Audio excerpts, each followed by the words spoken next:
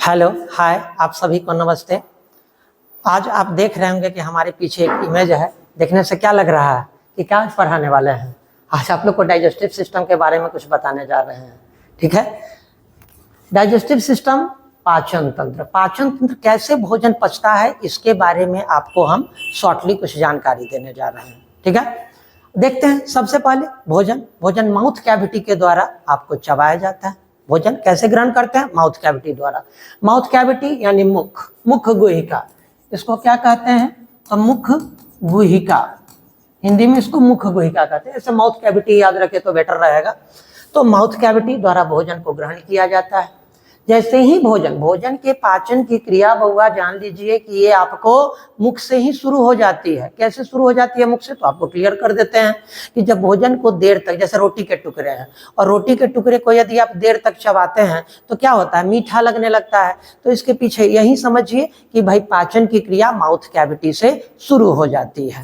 ठीक है, इसके बाद माउथ कैविटी, भोजन माउथ में आप देखते हैं कि बहुत सारे दांत हैं, जीवा है।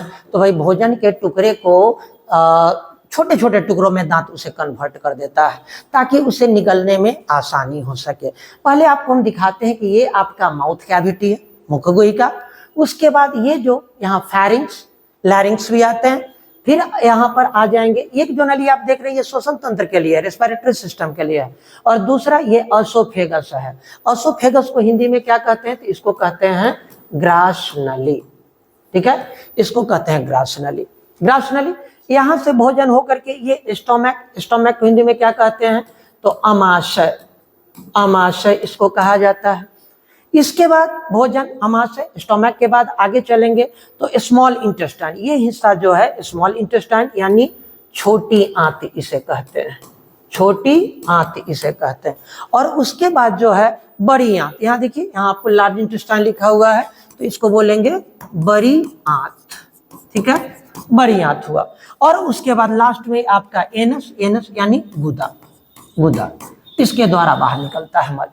तो चलिए इसको हम लोग शुरुआत करते हैं। सबसे पहले भोजन को माउथ कैविटी द्वारा ग्रहण किया जाता है। जब भोजन को ग्रहण करते हैं तो दांतों द्वारा उसे छोटे छोटे टुकड़ों में तोड़ा जाता है। दांत जब छोटे छोटे टुकड़ों में तोड़ देता है, उसी दौरान क्या होता है कि आपकी लार ग्रंथियां, दो जोड़ी जीभ के नीचे होती है और एक जोड़ी कहाँ होती है? कान के नीचे होती है। इसके द्वारा जो है दो जोड़ी जीभ के नीचे, एक जोड़ी कान के नीचे, इसके द्वारा सेलाइवा यानी लार जो है सो स्रावित होने लगते हैं। ठीक, जब लार स्रावित होने लगते हैं तो भोजन में अच्छी तरह से सन जाते हैं, चिकना हो जाता है। अब वो आपके असोफेगस यानी ये ग्रास नली में फिसलने योग्य बन जाता है। ग्रास नली में अब भोजन को आप चबाएंगे, छोटे छोटे टुकड़ों में कन्वर्ट करेंगे तो ये आपको बिल्कुल लार के साथ मिलकर के चिकना हो जाएगा। अब भोजन क्या करेगा कि इसके तहत जो है अमाशय होते हुए, ये ग्रास नली होते हुए अमाशय में पहुंचेगा। वैसे सीधा समझिए कि ग्रास नली में विशेष पाचन की कोई क्रिया नहीं होती है। पाचन की क्रिया वैसे माउथ कैविटी से ही शुरू हो जाते हैं, जहां पर आपके लार यानी सिलाइवा में जो है टाइलिन नामक एंजाइम पाए जाते हैं। उसी टाइलिन एंजाइम के फंक्शन के कारण अगर रोटी के टुकड़े को अगर देर तक चबाइएगा तो वो मीठा लगने लगता है। तो हमने क्या कहा कि भोजन जो है सो लार के साथ मिलकर के काफी चिकना हो गया और चिकना होकर के ये असोफेगस होते हुए कहाँ पहुंचा? स्टोमक में पहुंचा, अमाशय में पहुंचा। एक चीज जान लीजिए कि स्टोमक में भोजन पहुंचने से पहले ही, ठीक है, गैस्ट्रिक ग्लैंड से गैस्ट्रिक जूस निकलना शुरू हो जाता है। ठीक है, गैस्ट्रिक जूस में जो होता है इसमें पेप्सिन होते हैं, रेनिन होते हैं। क्या क्या होते हैं बता देते हैं आपको। पेप्सिन होगा, पेप्सिन,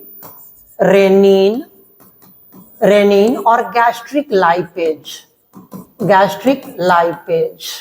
होते हैं। ठीक, केवल पेप्सिन, रेनिन और गैस्ट्रिक लाइपेज ही नहीं होते हैं। पहले तो आप जान लें कि इसमें जो 90% आपको जल होगा, 5% जो होंगे इसमें आपको पेप्सिन, रेनिन और जठर लाइपेज होंगे और 5% जो होगा इसमें हाइड्रोक्लोरिक एसिड होगा। बिल्कुल, भोजन के पाचन में सहायक अम्ल भी होते हैं और ये आपको गैस्ट्रिक जूस में मिले होते हैं। अब कैसे आपको पता चलेगा कि भाई उसमें एसिड भी होता है? तो आप देख लीजिए कि रात में अगर पूरा कस के एकदम टान के खा लेते हैं और जब पूरा रात में खा लेते हैं तो क्या होता है, सुबह में जब ब्रश करने जाते हैं तो रिटर्निंग होता है कि ना होता है, और जब रिटर्निंग होते लगता है तो कितना खट्टा लगने लगता है, एकदम दांत वगैरह सब खट्टे हो जाते हैं। अगर वोमिटिंग हो जाए तो सोचिए कितना और खट्टा होने लगता है। तो भाई वो खट्टापन किसके कारण, वो आपको हाइड्रोक्लोरिक एसिड के कारण। हाइड्रोक्लोरिक एसिड कौन, याद करिए, वही हाइड्रोक्लोरिक एसिड जिसको म्यूरेटिक अम्ल कहते हैं, वही हाइड्रोक्लोरिक एसिड है जिससे लैट्रिन पैन साफ किया जाता है, वो आपके भोजन पाचन में सहायक होता है, इसी यही हाइड्रोक्लोरिक एसिड है।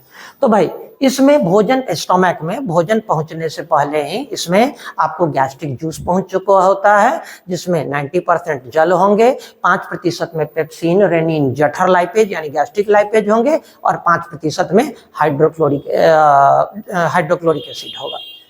पेप्सिन जो होगा भोजन में घुले हुए जो प्रोटीन्स हैं जैसे पेप्टोन्स हैं, पॉलीपेप्टाइड्स हैं, इन सब पर वो फंक्शन करेगा।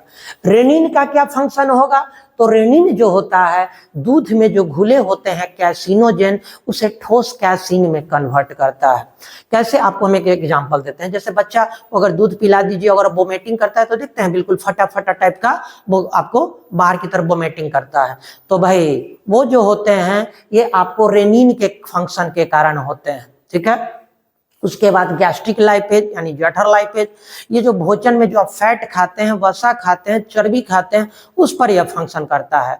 और इसके फंक्शन के कारण वो छोटे छोटे मॉलिक्यूल्स में टूट जाता है, क्योंकि बड़े बड़े फैट मॉलिक्यूल्स को डाइजेस्ट करना बड़ा कठिन कार्य होता है, इसलिए जठर लाइपेज उसे छोटे छोटे मॉलिक्यूल में कन्वर्ट कर देता है। तो इतनी क्रिया कहाँ पर हो रही है, ये स्टोमक में इतनी क्रिया हो रही है। स्टोमक यानी अमाशय में क्रिया होती है। एक चीज और जानिए कि अमाशय में जब भोजन पहुंचता है, हाइड्रोक्लोरिक एसिड का जो फंक्शन होता है, तो स्टोमक के जो मसल्स होते हैं वो बिल्कुल भोजन को पीस देते हैं, उसमें अपने आप सिकुड़ने फैलने की क्रिया होती रहेगी और भोजन का कुंचन होगा। पिसैया समझिए ना, पिसैया, तो भोजन को कूच दिया जाएगा, एकदम पीस दिया जाएगा। कैसे पीस दिया जाएगा, तो समझिए कि वो क्या बोलते हैं जो बच्चे लोग खाते हैं, सेरेलैक। सेरेलैक माँ जो है सो दूध में जब सेरेलैक घोल देती है तो देखते हैं बिल्कुल गाढ़ा हो जाता है। तो बिल्कुल यहाँ पर भोजन पर इतना फंक्शन होता है, इतनी उसकी पिसाई होती है कि वो क्या होता है कि वो काइम में कन्वर्ट हो जाता है। काइम, यहाँ पर भोजन किस चीज में कन्वर्ट हो जाएगा, तो CHYME, काइम में कन्वर्ट हो जाएगा। काइम क्या है, एक गाढ़ा तरल पदार्थ होता है, ठीक। अब काइम जो है यहाँ से आगे बढ़ेगा, स्टोमक से आगे बढ़ेगा। स्टोमक से आगे जब बढ़ेगा तो ये होते हैं स्मॉल इंटेस्टाइन, स्मॉल इंटेस्टाइन, और उसके बाद ये जो बाहरी आवरण है ये लार्ज इंटेस्टाइन होती है। इस स्मॉल इंटेस्टाइन में यानी छोटी आंत में है जो विभिन्न एंजाइमों की प्रक्रिया होती है। विभिन्न एंजाइमों के फंक्शन के कारण वो बिल्कुल तरल हो जाता है, काफी अधिक तरल हो जाता है। यहाँ पर आपको गैस्ट्रिक ग्लैंड से गैस्ट्रिक जूस पहुंच चुका होता है, बाइल यानी पित्त पहुंच चुका होता है, और इन सब के जो एंजाइम्स होते हैं, इन एंजाइम्स के कारण इसमें जो काइम होता है वो बिल्कुल तरल हो जाता है। और यहीं पर छोटी आंत में ही अवशोषण की क्रिया होती है। जो भी एनर्जी खींचना हुआ ये छोटी आंत में ही एब्जॉर्ब कर लिया जाएगा, ठीक है। छोटी आंत के बाद जो बचा हुआ जो शेष भोजन है, जो गाढ़ा है, वो आपको कहाँ पहुंचेगा, इस लार्ज इंटेस्टाइन में पहुंचेगा। लार्ज इंटेस्टाइन में भोजन पहुंचेगा, और लार्ज इंटेस्टाइन में यहाँ पर रेक्टम में यानी मलाशय में भोजन जमा हो जाएगा। रेक्टम को ही क्या कहते हैं, मलाशय कहते हैं, इसको मलाशय कहते हैं। तो अतिरिक्त जो शेष भोजन था वो कहाँ करके जमा हुआ, रेक्टम में, ये यहाँ पर पूरी तौर पर मल जमा हुआ, और लास्टली जो है ये एनस द्वारा जो है गुदा द्वारा बाहर की तरफ निकल जाएगा। ये आपके डाइजेशन के फंक्शन होते हैं। लेकिन अभी रुकिए, अभी आपको और बताना है। जैसे अभी हम बोले कि यहाँ पर जो असोफेगस है, असोफेगस की जो लंबाई होती है ये 25 सेंटीमीटर होती है, ठीक। उसके बाद ये जो स्टोमक है, स्टोमक, इसकी लंबाई 30 सेंटीमीटर, इसकी लंबाई 30 सेंटीमीटर होगी, 30 सेंटीमीटर होगी। ये जो छोटी आंत है, छोटी आंत के आगे का जो भाग होता है, आगे के भाग को हम लोग क्या बोलते हैं, तो डुओडेनम बोलते हैं, ठीक। और शेष जो भाग होते हैं उसको इलियम बोला जाता है। तो डुओडेनम, जिसे हिंदी में ग्रहणी कहते हैं, इसकी लंबाई 25 सेंटीमीटर, और इलियम जो होता है ये इसकी लंबाई 30 सेंटीमीटर होती है। वैसे याद रखिएगा 25 30 25 30, ठीक है। 25 सेंटीमीटर असोफेगस, 30 सेंटीमीटर जो होंगे वो स्टोमक हो जाएंगे। फिर 25 सेंटीमीटर जो स्मॉल इंटेस्टाइन का अगला भाग है, इसको आप ग्रहणी कहते हैं, डुओडेनम कहते हैं, उसकी लंबाई 25 सेंटीमीटर, और जो शेष बच गया छोटी आंत का भाग जिसे आप इलियम कहते हैं, ये 30 सेंटीमीटर हो जाएगा। ठीक है, यही आपके डाइजेस्टिव ऑर्गन थे, ये डाइजेशन के प्रोसेस थे। एक चीज और जानिए, लास्ट में आते हैं एसिमिलेशन यानी स्वांगीकरण। स्वांगीकरण क्या होता है? तो भोजन के यहाँ पर जो काइम से छोटी आंत में अवशोषण किया गया था, इसका शरीर द्वारा जो उपयोग किया जाएगा, जो उपयोग में लाया जाएगा, इसी क्रिया को हम लोग क्या कहते हैं? तो इस क्रिया को हम लोग बोलते हैं स्वांगीकरण, एसिमिलेशन। तो भाई यही हुई आपके पाचन की प्रक्रिया, जिसके तहत आप भोजन को आसानी से पाचन कर लेते हैं। तो अब आप पूरी तौर पर समझ गए होंगे। ठीक है, ओके, थैंक यू।